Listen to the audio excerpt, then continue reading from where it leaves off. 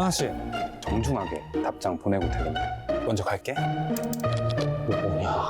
결국은 맨 비싼 것들은 대출 규제에도 상관없고 세금 규제도 상관이 없거든요. 돈이 있는 사람들이니까. 그거를 간과했던 것이 아마 패착이었던 것 같고, 다주택자들을 막으면은 잡을 수 있을 거라고 생각을 한 거예요.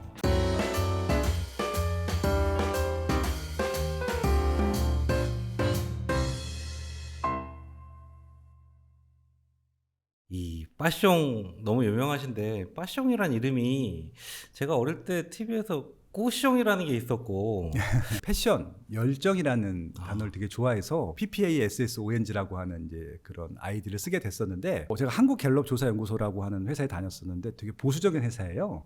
그래서 개인적인 활동을 잘 못하게 합니다. 왜냐하면 이제 리서처이기 때문에 객관적인 데이터들만 전담해야 되는데, 이게 개인적인 이름이 들어가게 되면 벌써 그게 선입견이 생긴다 그래서 회장님이 되게 싫어하셨었어요. 저는 이제 글 쓰는 걸 너무 좋아하다 보니까 회사 내 인트라넷에도 글을 엄청 많이 올렸었거든요. 그것들을 밖에다 쓰고 싶어서 블로그라는 매체가 처음 생겼을 때 빠숑이라는 이제 필명을 쓴 거죠. 그 블로그가 인기가 많아져서 결국은 이제 김학렬보다는 빠숑으로 다 알게 되신 거죠. 저는 워낙 호기심이 많고 돌아다니는 거 좋아하다 보니까 전국을 막 다니는 것들을 좋아했던 것 같아요. 저 본전공은 신문방송학과였고 부전공이 사학이었어요. 네. 사학을 했던 이유 중에 하나가 역사문화재에 가는 것들을 되게 좋아했었거든요. 그런 답사를 했던 것들이 뭐 그 당시에는 부동산을 이렇게 전문가로 살겠다라는 의미보다는 그냥 그렇게 돌아다니면서 거기가 이제 예전에 살던 사람들의 그런 모습들, 뭐 그런 것들을 보는 것들을 좋아했던 것 같아요. 네. 네. 지금으로 치면 뭐 임장이라고도 하는데, 예, 그걸 임장, 본의 답사. 아니게 예. 다니시게 된 것 같고요. 롯데, LG, 한국갤럽 네. 이렇게 다니셨다고 들었어요. 거기서부터 이제 부동산이 시작이 되신 건가요?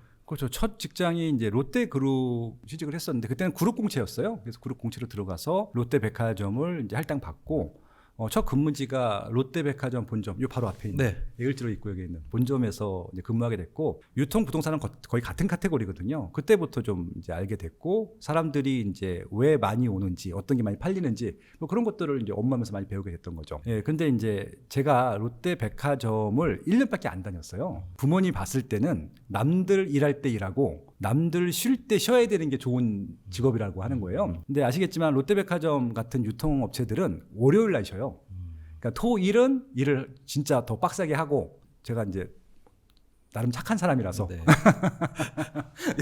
그래서 이제 공무원 공부를 하려고 회사를 잠깐 그만뒀어요. 아버지한테 딱 약속한 게 저 딱 한 번 시험 볼 거고 떨어지면은 다 공부 안 하겠다고 했는데, 아무튼 결론부터 말씀드리면은 제가 사법고시 받고 행정고시 받고 공무원 9급, 7급 다 봤어요. 9급은 붙었어요. 근데 이제 공부한 기간이 6개월이었어요. 다른 건 붙을 수가 없죠. 내가 공부한 적이 없었는데. 근데 그 9급도 안 가긴 했는데, 9급은 그때 월급이 40만 원 정도 있었어요. 네. 그러니까 그걸 보여드리니까 아버지가 안 가도 되겠다고 하셔가지고 그냥 다시 취직하겠습니다. 그래서 바로 그냥 1년 만에 LG 그룹에 들어갔고, 거기서도 이제 전직이 이제 롯데백화점이다 보니까 LG 유통 쪽으로 배정을 받았고, 그때는 GS랑 분리되기 전입니다. 네.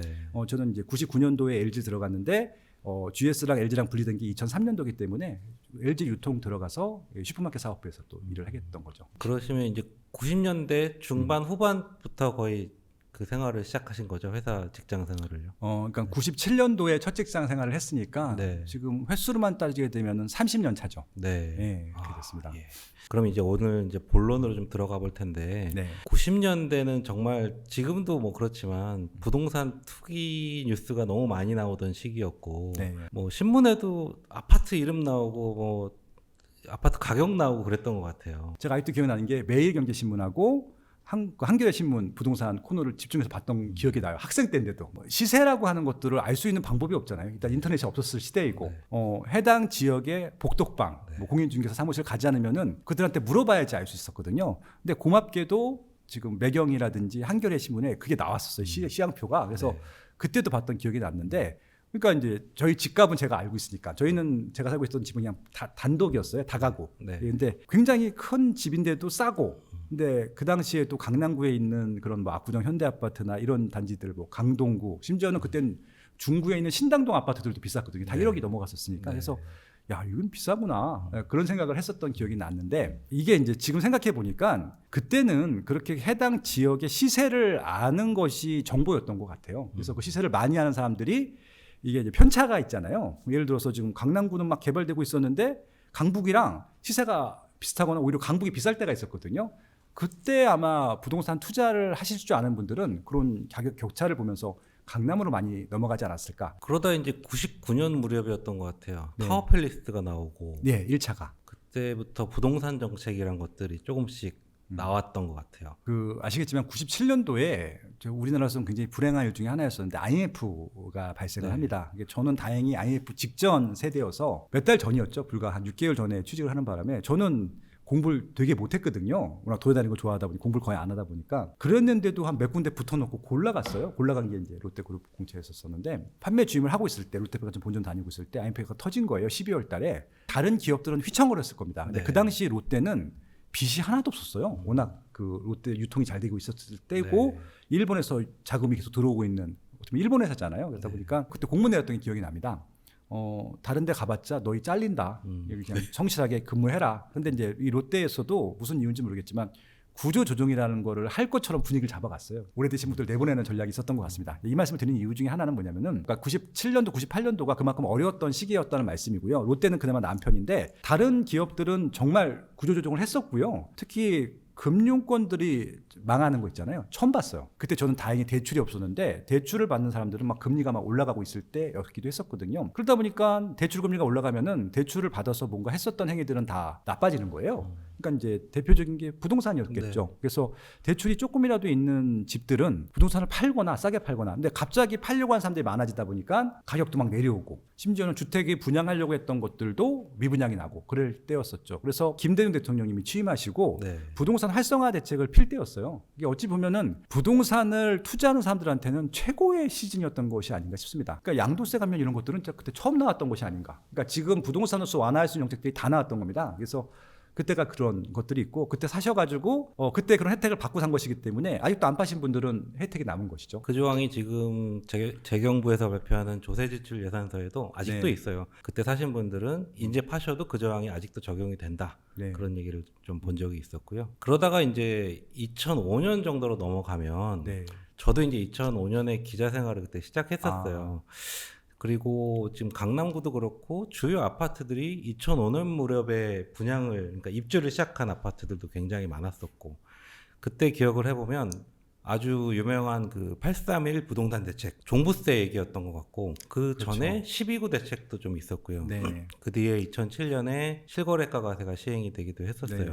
그때 또 시장은 굉장히 또 뜨거웠었거든요. 그때는 제가 이제 부동산 전문 연구원으로 일을 할 때였으니까 제가 2001년도까지 이제 그 LG 유통에 다니다가 제가 한국갤럽이라는 회사에 마케팅 리서치를 주는 이제 담당이었었는데 이 한국갤럽 리서치가 되게 멋있어 보였었습니다. 그래서 이제 그런 회사들은 좀 박사만 가는 줄 알았어요. 분석하시는 분들이니까. 근데 깜짝 놀랐더니 이제 그 팀장님이 저를 되게 좋게 봤었나 실무자로서 마침 부동산 유통 전문가를 찾고 있었다라고 해서 제가 유통 전문가니까 이제 롯데백화점 1년, LG에서 3년에서 4년 전문가니까 그래서 그것 때문에 이제 갔죠. 그래서 거기서 이제 부동산 리서치를 한 게 2002년도부터 했었는데 그때가 어떤 시기냐면 2002년도가 월드컵 시기이기도 했지만 이 김대중 대통령에서 노무현 대통령으로 넘어갈 때였습니다. 근데 김대중 대통령님이 일을 잘한 것 같아요. 그 정말 망하던 나라들을 거의 살려놨죠. 근데 살려난 것뿐만이 아니라 정말 좀 뜨겁게 만들어 놓고 가셔가지고 2002년도부터 이제 부동산 가격이 조금씩 올라가기 시작했을 때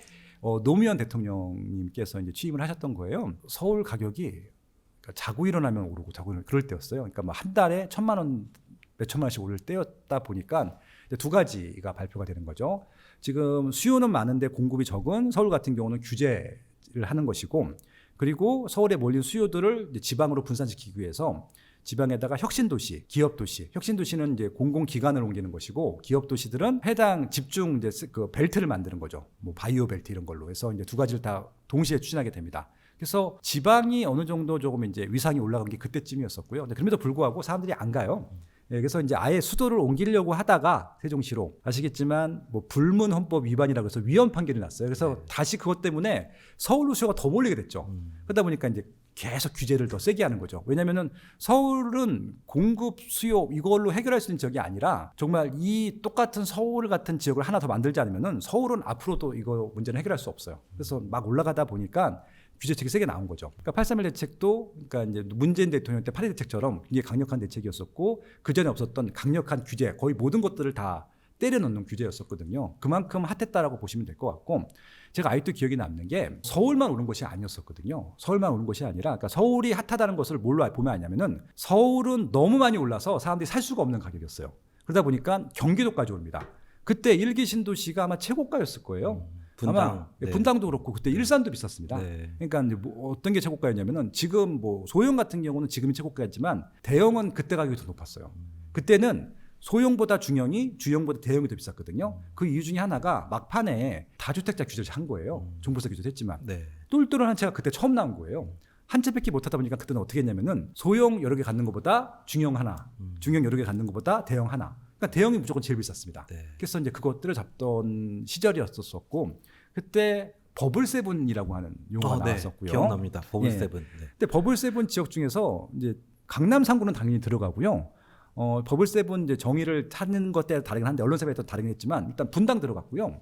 용인도 들어갔어요 그때. 용인 수지구도 들어갔고. 네. 그러니까 이제 그런 지역들, 뭐 과천도 들어가고 심지어는 안양도 들어갔었고요. 경기도 남부에 지금 규제 지역으로 지정된 모든 대부분 지역들이 버블세븐에 들어갈 정도였거든요. 뭐 서울 강남 3구가 들어가는 것은 뭐 늘 이해를 하는데 경기도까지 올라갈 정도라고 하면은 정말 공급은 부족하고 수요가 몰리는 시기였다는 것들이죠. 그래서 그런 강력한 규제 정책을 필 수밖에 없었고 그럼 효과가 있었느냐? 단기적으로는 수요를 조금 누르는 효과가 있었지만 궁극적으로 눌렸다가 더 올라갔어요. 그래서 2007년도가 제 기억에는 제가 25년 동안 부동산 리서치 연구원 생활하고 있었는데 제일 많이 상승했던 해 중에 하나였던 것으로 기억이 납니다. 네. 네. 저도 그때 20대 직장인인 입장에서 봤을 때는 이제 내 생애는 집을 사긴 틀렸다. 그때도 그 생각을 했었거든요. 네. 그 정부별로 정책을 보면은 노무현 문재인 정부 그리고 그 노무현에서 문재인 정부 넘어가기 전에 MB 그리고 박근혜 정부 이때 부동산이 조여졌다가 좀 풀어졌다가 이랬는데 저희가 그냥 잘 모르는 불인이 입장에서 보면 조이면 올라가는 것 같고 풀면 좀 내려가는 것 같고 그런 느낌이었거든요. 네. 그런 게 실제로 분석에서도 그런 경향이 있으셨나요? 그러니까 왜 정책이 나왔는지를 한 번만 생각해 보시면 이유를 아실 겁니다. 이게 공법이에요. 이건 공법의 영역일 텐데 공법은 딱 두 가지만 기억하시면 됩니다. 하나는 행위 제한, 하나는 구제 방안이거든요. 행위 제한은 뭔가 과열이 된 거예요. 시세가 올라가 보니까 수요를 억누르는 행위 제한을 하는 것이죠. 그래서 대출과 세금으로 하는 겁니다. 결국 그러면 이제 규제 정책이 나온다고 하는 것은 오르고 있는 겁니다. 이걸 막을 수 있을지 막을 수 없을지 모르겠지만 계속 시장이 올라가고 있는 시장이라고 보시면 됩니다. 그래서 이거는 항상 규제가 나오기 전에 시장이 좋다라는 것들이고, 근데 이 규제 때문에 시장이 거꾸로 내려간 적은 없어요. 충분히 많이 올라간 다음에 다른 외부적인 변수가 하나 맞물려 갖고 그리고 조정이 되는 것이지, 일단은 많이 올라가는 게 우선이라는 말씀 드리고 싶고요. 그리고 또 마찬가지로 노무현 대통령 때 많이 올라갔다가 이게 너무 많이 오르니까 주춤할 때 금융위기가 터진 거였었거든요. 네. 이명박 대통령 때. 그래서 이명박 대통령 때 초기에는요 규제를 했었어요. 예, 왜냐하면 가장 강력한 규제가 뭐냐면은 공급이에요. 보금자리 주택이라고 하는 것을 정말 획기적으로, 그리고 뉴타운도 더 강화했었고요. 그래서 그렇게 하다 보니까 이게 너무 많이 올라서 주춤하는 사이에 금융이 터지고 공급까지 하다 보니까 빠졌죠. 그게 이제 박근혜 정부로 이어졌던 것들이고요. 박근혜 대통령이 취임을 했는데 오히려 빠진 상태에서 움직이질 않는 거예요. 그러면은 이제 이 건설 경기가 죽거든요. 근데 아시겠지만 여러 가지 협력 업체까지 따지게 되면은 대한민국의 주력 산업은 반도체가 아니라 건설이에요. 지금 매출, 수출 이런 것들은 지금도 반도체가 제일 클지 모르겠지만 국내 내수에서는 건설업의 영향이 제일 큽니다. 왜냐하면 이렇게 연관되는 업체들이 되게 많거든요. 가전도 저는 건설업의 일종이라고 보는 것들이거든요. 이사할 때마다 바꾸니까. 가구도 마찬가지고. 예, 그래서 그것들을 활성화시키기 위해서 이제 하도 사지 않으니까 그때부터 이제 빚내서 집 사라가 박근혜 때 나온 거잖아요. 네, 13년에 미분양 대책도 나왔었던 것 같습니다. 그렇죠. 네. 그때부터도 똑같은 김대중 대통령이 썼던 방법들을 거의 그대로 썼고 오히려 더 강화를 하죠. 그래서 그때부터는 한 채만 해도 임대사업자를 등록하게 해줬었고, 2012년도에 미분양 나는 것들도 양도세 면제해줬어요. 그거 도장 한번 네모난 도장 찍어주는 거 있거든요. 네. 그거 찍힌 것은 지금도 면제입니다. 그래서 그런 부분들도 있어서 2012년도가 아마 서울 부동산은 최악의 저평가됐던 시기였었고, 그때부터 이제 조금 빠르신 분들이 이제 투자가 시작됐던 거. 그래서 2012, 14년도 바닥을 다지고 올라가게 된 계기가 그때였지 않았을까라는 생각이 듭니다. 네, 이제 우리 5월에 또 이제 양도세 중과를 또 앞두고 있으니까 네.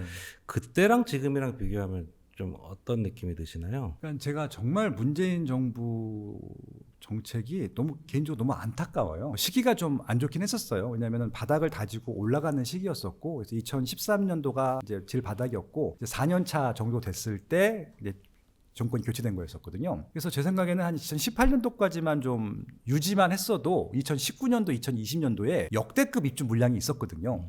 시장이 이제 좋아질 때 보통 공급을 하는데 이제 박근혜 대통령 때부터 공급을 시작했으니까 그러면은 네 그냥 좀 적당한 정책을 내세웠으면 오히려 2019, 20년도에 꼭지 찍고 조정이 되거나 그랬을 텐데 시장이 갑자기 막 과열이 돼 있었어요. 그때 또 올라갈 때가 있거든요. 또 빠지기도 하고. 근데 올라가는 게 놀랐던 것 같습니다. 이미 문재인 대통령 전에 박근혜 대통령 때 2016년도 11월 달에 조정 대상 지역이라는 걸 지정하긴 했었어요. 박근혜 대통령 말기 때부터 탄핵하기 전에 오르기 시작해서 이제 그걸 이어받은 타이밍이 좀 애매하긴 했는데 이게 정권이 교체되다 보니까 시장이 안정되면 또 부동산이 다시 올라가거든요. 근데 그게 이분들한테는 마이너스로 작용한다고 생각했던 것 같습니다. 그래서 탄핵 직후에는 대통령이 인기가 많아요. 근데 지지율이 살짝 내려오니까 겁이 났던 것 같아요. 그 지지율을 거의 매주 이분들이 분석해서 그걸 또 유의를 찾다 보니까 부동산 문제라는 것을 알게 됐던 것 같고 그래서 6.19 대책이 나왔었고 근데 그걸 했는데 전혀 효과가 없었던 거예요. 하나씩 정책을 규제할 걸 예상했다가 안 될 것 같으니까 모든 규제 정책을 한꺼번에 쏟아놓은 게 8.2 대책이었던 것들이거든요. 역대급 정책이었어요. 네. 예, 아예 부동산 투기라는 말이 처음 등장했었던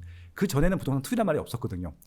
보도 자료나 정책 자료에 투기라는 말이 등장할 정도로 강력한 대책이었었는데 그래서 실제 엄청난 파결 때문에 주춤했었어요. 딱 한 달 동안. 그러더니 결국은 똘똘한 한 채잖아요. 사람들이 똘똘한 한 채로 더 몰리는 겁니다. 그러다 보니까 서울은 더 올라갔죠. 그래서 계속 거의 3개월 단위로 정책이 나왔고 2017년, 18년, 19년 3년 동안에 28번이 나왔어요. 네. 예, 28번이 나왔었는데 잡을 수가 없죠. 다주택자들을 막으면은 잡을 수 있을 거라고 생각을 한 거예요. 근데 이분들이 착각한 게 뭐냐면은 2017년도, 18년도에 임대 사업자 제도를 강화하고 그것들을 홍보했어요. 그래서 이제 그것 때문에 시장에 거래될 수 있는 매물이 묶였다고 생각하는데 이분들이 오해한 게 뭐냐면은 임대 사업자 매물 묶인 것은 아주 비싼 물건들이 아니었었거든요. 그러니까 원래 올라가는 것은 위에서 끌어올리는 것이지 밑에서 올리진 않아요. 근데 임대사업자 물건들은 그대로 놔뒀으면 오히려 안정이 됐을 텐데 올라가는 게 겁이 나서 그것들을 그냥 오히려 다 못하게 해버린 거죠. 결국은 맨 비싼 것들은 대출 규제에도 상관없고 세금 규제도 상관이 없거든요. 돈이 있는 사람들이니까 그거를 간과했던 것이 아마 패착이었던 것 같고 거래를 묶습니다. 근데 거래를 묶게 되면은 이제 다주택자들만 투자 못할 뿐이지 실수요자들은 똘똘한 한 채를 투자해야 되기 때문에 더 몰리는 거죠. 그래서 그때부터 2018년도, 19년도부터 지방에 있는 분들조차도 다 상경을 하는 역효과가 나온 거죠. 그래서 보다 보니까 규제가 점점 세졌고 결국 결론적으로는 2020년도가 전후가 제일 많이 폭등을 했는데 그때 정말 아이러니하게도 입주 물량이 역대급으로 많았는데도 불구하고 폭등을 했어요. 거래가 안 되니까. 거래를 못하게 하니까. 그래서 결국 2021년도에 그런 말도 안 되는 이제 폭등장이 연출이 된 거였었죠. 네.